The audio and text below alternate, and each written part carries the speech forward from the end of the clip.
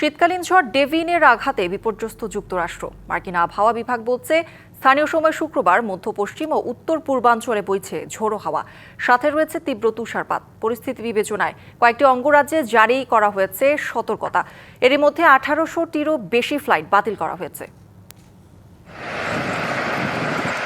স্থানীয় সময় শুক্রবার যুক্তরাষ্ট্রের গ্রেট লেকস থেকে শুরু করে মধ্য পশ্চিম ও উত্তর পূর্বাঞ্চলে ধেয়ে আসে শীতকালীন তুষার ঝড় ডেভিন। এর প্রভাবে ওই অঞ্চল জুড়ে দেখা দিয়েছে বৃষ্টি ও ঝড়ো হাওয়া সহ তীব্র তুষারপাত।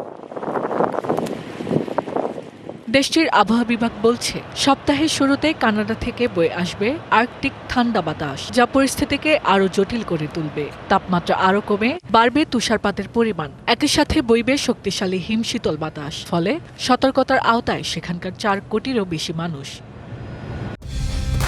কালার এক্সপার্ট, জর্জ স্যাপ এবং মাইল্ড অন হ্যান্ডস টেকনোলজি সমৃদ্ধ অরিক্স ক্রিস্টাল ওয়াশ আপনার লন্ড্রি এক্সপার্ট। ঝড়টির আঘাতে এরই মধ্যে যুক্তরাষ্ট্র জুড়ে বিপর্যস্ত বিমান চলাচল। দেশটির ফ্লাইট ট্র্যাকিং সংস্থা ফ্লাইট অ্যাওয়ার এর তথ্য অনুযায়ী এ পর্যন্ত বাতিল হয়েছে 1800টিরও বেশি ফ্লাইট, আর বিলম্বিত হয়েছে কয়েক হাজার ফ্লাইট।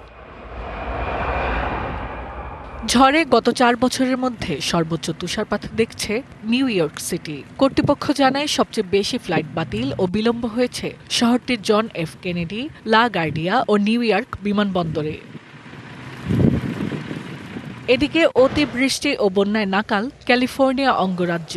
লস অ্যাঞ্জেলেস সহ কয়েকটি এলাকায় দেখা দিয়েছে বন্যা ও ভূমিধসের ঝুঁকি। পর্যটন এলাকাগুলোতে এখনও জারি রয়েছে নিষেধাজ্ঞা, পাশাপাশি চলছে উদ্ধার কার্যক্রম। Hasna Akter, DBC news desk.